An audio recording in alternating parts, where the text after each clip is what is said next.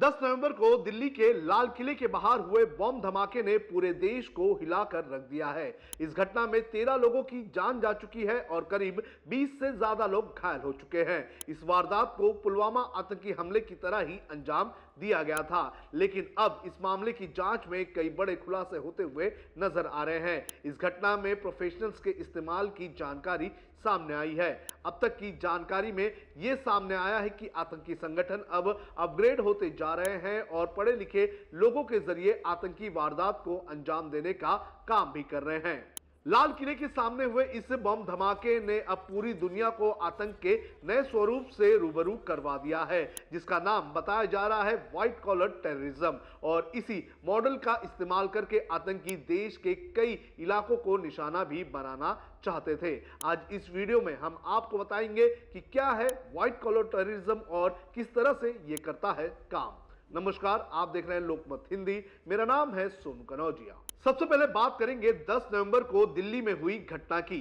जानकारी के अनुसार शाम करीब 6:50 पर दिल्ली के लाल किले के सामने एक व्हाइट कलर की Hyundai i20 कार में धमाका हुआ। यह धमाका इतना जोरदार था कि कई किलोमीटर तक इसकी आवाज भी सुनाई दी गई। इतना ही नहीं, कार के आसपास और कार कि पूरी तरह से परखच्चे उड़ गए। 13 लोगों की जान चली गई और 20 से ज्यादा लोग घायल हो गए। पहले इस घटना को कार के अंदर लगे सीएनजी सिलेंडर में ब्लास्ट होने की बात बताई जा रही थी, लेकिन इसकी इंटेंसिटी और इफेक्ट को देखते हुए इसे बम धमाका करार दिया गया। जानकारी के अनुसार इस धमाके में vehicle born improvised explosive device यानी कि VBIED का इस्तेमाल किया गया था, जो पारंपरिक आईईडी की तरह ही था, लेकिन इसे व्हीकल के जरिए टारगेट स्पॉट पर लेकर जाया गया था। वहीं इस घटना की जांच अब फरीदाबाद से कश्मीर तक भी पहुंच चुकी है, जिसमें एनआईए, दिल्ली पुलिस और एटीएस ने कई प्रोफेशनल को टेरर मॉडल चलाने के आरोप में गिरफ्तार किया है और यहीं से निकला है व्हाइट टेररिज्म का मॉडल। अब आपको बताते हैं कि क्या है व्हाइट टेररिज्म मॉडल। समय समय पर टेररिज्म ने अपना स्वरूप बदला। कभी आतंकी संगठन गरीब, अनपढ़ और रेडिकल लोगों का इस्तेमाल अपने आतंकी मंसूबों को पूरा करने के लिए किया करते थे, लेकिन अब पढ़े लिखे और प्रोफेशनल लोगों का इस्तेमाल किया जा रहा है। अब आतंकी संगठन डॉक्टर, इंजीनियर, प्रोफेसर और बिजनेसमैन को शामिल कर रहे हैं अपने आतंकी संगठनों में। 10 नवंबर को हुई घटना में इस मॉडल का इस्तेमाल किया गया था। साधारण आतंकवाद में हम वो तस्वीर देखते हैं जिसमें कोई हथियार उठाकर तुरंत हमला करता है, हमला दिखता है और महसूस भी होता है। पर व्हाइट कॉलर टेररिज्म में अपराधी आमतौर पर दफ्तरों या प्रतिष्ठित जगहों पर बैठकर काम करते हैं। उनके पास बैंक खाते, विशेषज्ञता और आधिकारिक कागजात होते हैं, इसलिए वे आसानी से छिप सकते हैं। इस तरह के मामलों की पहचान करना मुश्किल होती है, जांच लंबी चलती है और असर गहरा होता है। अब कैसे काम करता है व्हाइट कॉलर टेररिज्म, ये भी आपको बता देते हैं।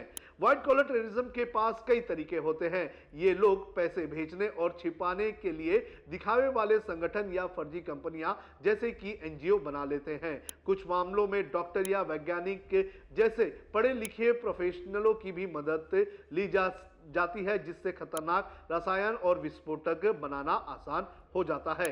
साइबर एक्सपर्ट्स के जरिए बैंकिंग सिस्टम या सरकारी पोर्टल्स में सेंध लगाकर जरूरी पैसे और जानकारी भी हासिल करने का काम किया जाता है। साथ ही सोशल मीडिया और लेख रचना से झूठी खबरें और भड़काऊ सामग्री फैलाई जाती है ताकि लोगों को भ्रमित या भड़काया जा सके। इन सब का मिला जुला असर होता है कि काम सिर्फ किसी एक जगह पर नहीं दिखता। फाइनेंस, लॉजिस्टिक और प्रचार तीनों एक साथ चलकर एक छिपा छिपा पेशेवर नेटवर्क बना देते हैं, जो पकड़ने में बहुत ही कठिन होता है। अब आतंकी गतिविधियों के संकेत सिर्फ झुग्गियों से या गुप्त लैब से नहीं, बल्कि पढ़े लिखे और सम्मानित जगहों पर भी मिल रहे हैं। हाल ही की जांचों में कई ऐसे लोगों को पकड़ा गया है जो अस्पतालों, कॉलेजों या फैक्ट्री जैसे बड़े संस्थान से जुड़े हुए हैं। जांच एजेंसियों को जो कागज, बैंक रिकॉर्ड्स और डिजिटल चैट्स मिली है, उनसे पता चलता है कि कुछ मामलों में डॉक्टर, इंजीनियर और तकनीकी जानकार लोग भी आतंकी नेटवर्क की मदद कर रहे थे। जम्मू कश्मीर, फरीदाबाद और गुजरात में छापेमारियों में सिर्फ हथियार या बम नहीं बल्कि पैसों के लेन देन और प्रोफेशनल कनेक्शन के सबूत भी मिले हैं। यही दिखाता है कि अब आतंकवाद का रूप बदल गया है। ये सिर्फ हथियार उठाने वाला नहीं बल्कि दफ्तरों और लैब्स में बैठा सफेदपोश खतरा भी बन चुका है। 12 लोगों की गिरफ्तारी, जिसमें से 6 है डॉक्टर। दिल्ली ब्लास्ट में कई बड़े खुलासे हुए हैं और अब तक 12 लोगों को गिरफ्तार भी किया जा चुका है, जिसमें 6 डॉक्टर बताए जा रहे हैं। इन लोगों का संबंध सफेदपोश आतंकी मॉडल से जुड़ा हुआ बताया जा रहा है। फरीदाबाद की अल फलाह यूनिवर्सिटी से ब्लास्ट की प्लानिंग होने की सबूत भी मिले हैं, जहां से कई लोगों को हिरासत में लिया गया था। डॉक्टर शाहीन और उसके भाई जावेद की गिरफ्तारी के बाद सबूत और भी मजबूत हो चुके हैं। शाहीन ने पूछताछ में कबूल किया है कि वो पिछले 2 सालों से विस्फोटक जमा कर रहा था। शाहीन और उसके साथी जैश ए मोहम्मद और अंसार गजवल अल हिंद नाम के संगठन के साथ जुड़े हुए थे।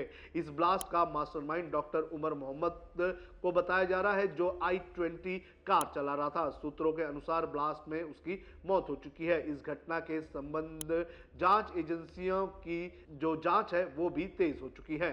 व्हाइट टेररिज्म मॉडल के संबंध में गिरफ्तार किए गए प्रमुख संदिग्धों में से एक डॉक्टर मुजम्मिल गनईन ने इस साल जनवरी में लाल किला क्षेत्र की कई बार रेकी भी की थी। उसके मोबाइल डेटा का विश्लेषण कर रही पुलिस ने ये जानकारी भी दी है। न्यूज एजेंसी पीटीआई के अनुसार पुलिस ने बताया है कि उन्हें संदेह है कि ये रेकी 26 जनवरी को ऐतिहासिक स्मारक को निशाना बनाने की एक बड़ी साजिश का हिस्सा थी, जो उस समय क्षेत्र में गहन गश्त के कारण विफल हो गई थी। अल फलाह विश्वविद्यालय में रची गई थी साजिश। इस पूरे घटनाक्रम में करीब 2900 किलो आरडीएक्स जब्त किए गए हैं और इसके तार हरियाणा के अल फलाह विश्वविद्यालय से जुड़े हुए बताए जा रहे हैं। हरियाणा पुलिस की एक टीम फरीदाबाद के धौज स्थित अल फलाह विश्वविद्यालय के लिए रवाना हो चुकी है और वहां जांच भी की जा रही है, जहां गिरफ्तार किया गया संदिग्ध आतंकी डॉक्टर मुजम्मिल पढ़ा करता था। 10 नवंबर को फरीदाबाद में एक जांच के दौरान जम्मू कश्मीर पुलिस ने 360 किलोग्राम संभावित अमोनियम नाइट्रेट, असॉल्ट राइफल और अन्य गोला बारूद बरामद किया था। इस जांच के दौरान ही डॉक्टर मुजम्मिल को गिरफ्तार किया गया था। अल फलाह यूनिवर्सिटी ने बयान जारी कर बताया है कि कैंपस में कोई भी विस्फोटक केमिकल नहीं मिला है। यूनिवर्सिटी के वीसी ने कहा है कि यूनिवर्सिटी कैंपस में किसी अवैध केमिकल का इस्तेमाल नहीं होता है। उन्होंने कहा है कि यूनिवर्सिटी कैंपस का दुरुपयोग नहीं हुआ है। वीसी ने कहा कि टेरर मॉड्यूल में शामिल इन डॉक्टरों का यूनिवर्सिटी से कोई भी संबंध नहीं है। लेकिन जिस तरह से अब ये मामला सामने आया है और जिस तरह से इस पूरे मामले में जो व्हाइट कॉलर लोग हैं उन्हें गिरफ्तार किया गया है और इसके बाद ये खतरा और भी बढ़ चुका है। तो इस तरह से व्हाइट टेररिज्म में शामिल जो सफेद पोश लोग हैं वो आम जनता के बीच शामिल हो जाते हैं और फिर उनका विश्वास जीत लेते हैं और फिर अपने आतंकी मंसूबों को अंजाम देने का काम करते हैं। जब से व्हाइट टेररिज्म वाली चीजें सामने आई है उसके बाद सभी राज्यों की पुलिस और खुफिया विभाग और एंटी टेररिस्ट स्क्वाड जो है वो और भी अलर्ट हो चुकी है।